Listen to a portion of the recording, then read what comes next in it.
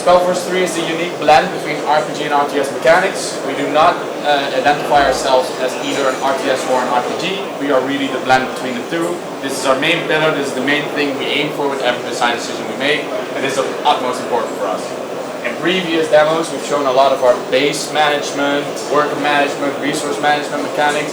Today I'm going to go a bit more into the hero mechanics, to leveling, into equipment, and damage types. Our whole experience is fully voiced. I'll be skipping through all the dialogue because I only have 15 minutes.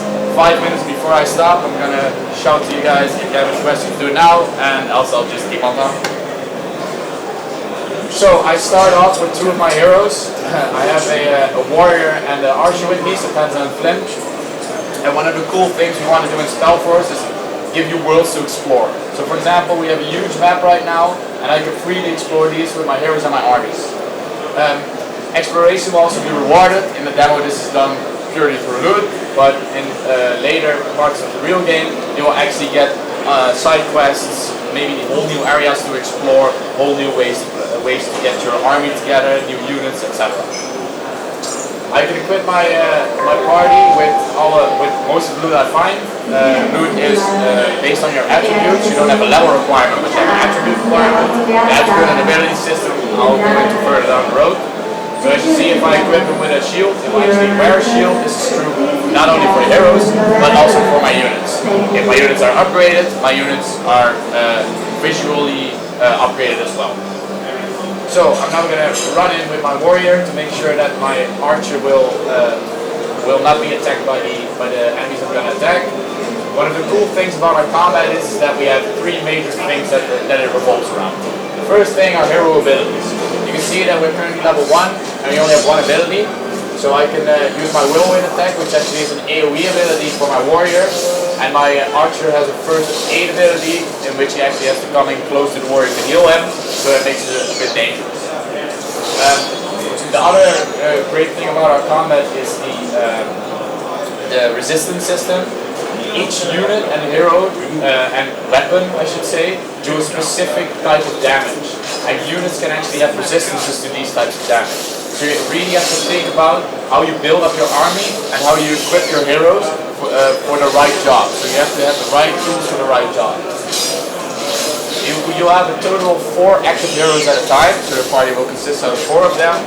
You will have more than 4 heroes available to you, and you can switch these out in the hub. We now leveled up, and I'm going to get you into the leveling system. So we have a base class, either a fighter or a mage, and in this class we have 3 trees. For the demo we only have 3 abilities unlocked, but in the final game you will be able to just build hybrids between these trees. You're not locked into one tree, you can do whatever funky stuff you want to do. The cool thing about our ability system is that it is supported by the attribute system. To give an example, I'll give my warrior the Empower ability, which will increase his damage for a short amount of time. And I'm going to give him an extra point of Constitution to make sure he stays tanky enough to defend my archer. Now this is pretty straightforward, but we can do funky stuff with this.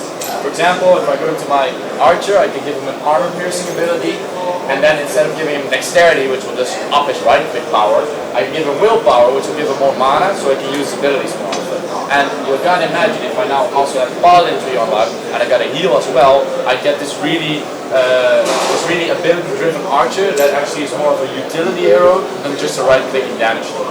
And this is really the way we want to give you the chance to create your own heroes and create your own party manager.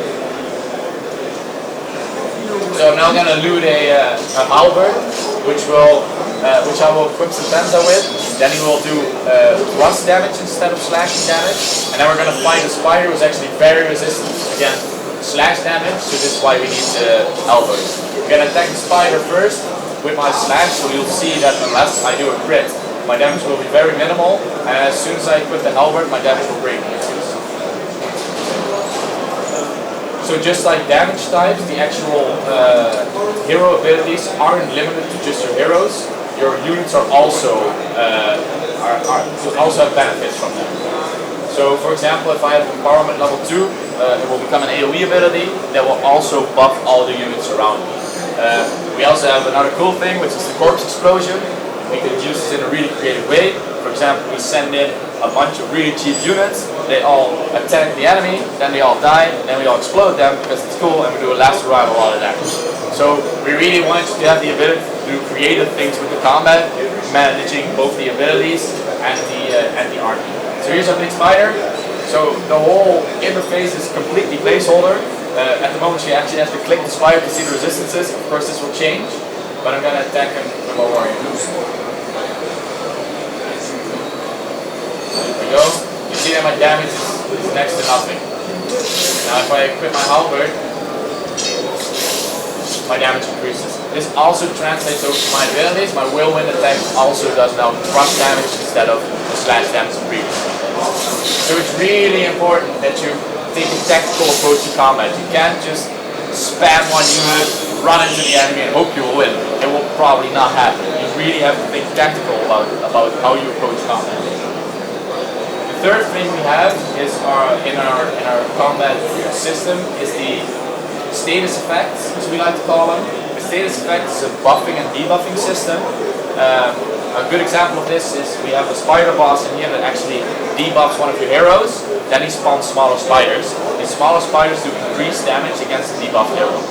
This is a pretty simple example, but we go a bit deeper with this. Flint can actually do a power shot level 2 ability, which will then bleed the enemy. Then Sentenza the warrior has an ability, Leech, which does damage, but if the target is bleeding, it will also heal himself. So you really can combo these status effects with each other and really can use your heroes to try and combo them together. So as I said, exploration is a big part of Spellforce. We really want you to feel like you're in a living, breathing world. So for example, we now just stumble upon a battle, and if we have a look around here and expect several things, we are actually able to talk to our major foreman further down the road about this battle. So if I didn't do this, this dialogue option would be available. For the demo, it's just a dialogue option, but you can imagine that we can link all kinds of cool stuff to that. For example, this dialogue option could lead to a whole new quest where you try to figure out who murdered this guy, and then you come to a new map, and then you earn new abilities, maybe you even earn new RTS units within the campaign, maybe you have a weaponsmith join you that will create masterwork swords for your whole army, and the whole army from now on in the campaign is better swords. So we really want you to be rewarded for this in ways that make sense, and in ways that have a place in the world. This is also true for our quest system. For example, I could find a... sorry, I have to switch weapons here because they're resistant to thrust. So, for example, I could find a statue that is missing an eye, and then further down in the map, I'll find this weird round glowing object.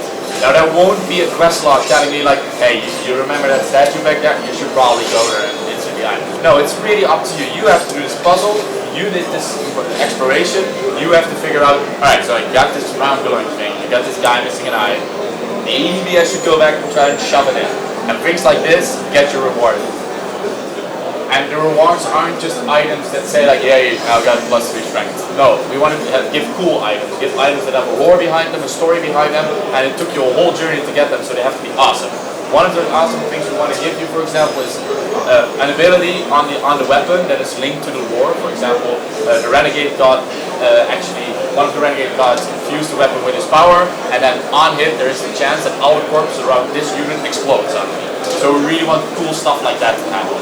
So you're not just being showered with loot with a lot of stats. No, every piece of loot has a story behind it, and every piece of loot has a place in the world that has to feel epic. A cool thing about this is that you will constantly be changing through your weapons because of our resistance system. So it could be that you are actually fighting a metal golem with your super epic awesome sword, but like he's completely immune to slash damage. So then you have this rusty old hammer that you found somewhere, which you then have to equip because it does crush damage, which actually does damage against the golem. So every piece of item that you got is useful, is meaningful, and you'll probably need it somewhere down the road. So we now meet up with our major foreman. We gotta skip through all this awesome dialogue. One of the cool things is that he is immediately my level. We don't have a hero-based level system, but we have a party-based level system.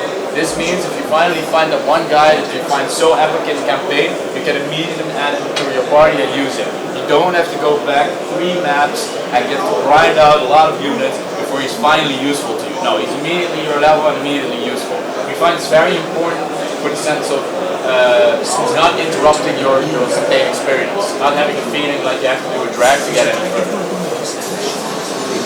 So the mage actually has the mage-based class, and you can see that he also has different trees. He has the corpse explosion ability, which is our favorite ability. Currently it also chain reacts, so if you explode one corpse, the next corpse will explode, next, and there's no limit to it, because we thought it was cool for the demo. Don't try it with too many though. We tried it, it kind of crashes the game, but it's really cool. So we're going to try to find some units to kill, and then explode them. I'm reaching the 5-minute mark. If you got some questions, please shoot. I won't be able to show you much of the base management interaction, because 15 minutes is like no time at all. Yeah, we're releasing in 2017. Wow, you've heard that before, I know, but THQ Nordic will come with more information in the coming months. A really cool thing I am happy to say is that our full campaign will be playable in co-op.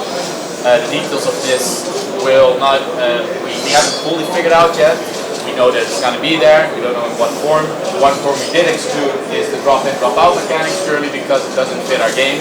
We want you to experience this, and you can't just drop into this experience and expect everything to make sense and work out fine. Especially with the quest system I just explained. You're exploring, exploration is rewarded because you need to do the puzzles yourself. You don't have all these blink things on the minimap. It's really up to you to get to the right thing. Doesn't mean we don't have any of them, but just we do want you to be rewarded for exploration. So I am. Oh shit! I didn't do the social look. Hold on. Bam!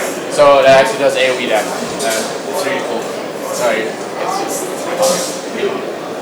Let's see. So I'm gonna activate my base now. If the guy comes in, I gotta stop. If so, thanks very much for your time. I hope you're a bit interested. This same demo I'm playing right now is playable in the public area. We have 6 PCs. It's the exact same demo. If it's already pretty far, just go into restart mode. You can just restart the whole map. Yeah. Do you have anything else to say? Oh yeah, the next guys are going to be battle chasers. They're really cool guys. Be nice to them. They're awesome. Yeah, I'm really sad that I have to skip through all the dialogue because it's really cool. If you have the time, please do so. We really want the party to be a living, breathing thing. As a narrative designer, I'm super hyped about this. Like, these guys will all have their own personality, their own view on the world. They won't always agree with you. They won't always have fun joining you, but they will be a living, breathing thing. And I can't stress that enough, that the whole world should make sense. So it could be that there's this one guy that's really useful for your combat, but this other guy that's actually a really cool guy. So you might want to bring him along because you're really interested in what he has to say about the events in the world and how he perceives the world. So I really want you to get an emotional attachment with these guys, and I really want you to see how it would be if you were one of those guys in this world. Your hero party is also not a one-man army. They're more of a commander of an army. So you really need your army in order to progress further in the game. For example, there could be a giant boss fight. For example, a giant dragon. I'm just saying something. It's not even that one at all. But you need your army for that. It will do like this big cleave damage, and your army will fly all over the place and do damage, and then you will be trying to heal them, and then when they die you just explode them or revive them, and we really want the whole system comes into place right then, when you use your abilities, when you use your status effects, and when you have your army ready. So, there's battle chasers. Enjoy it. Thank you very much for your time. I hope you enjoyed it. I hope you're just as excited as we are. Again, we are releasing in 2017. Have a nice GamesCom. Enjoy it.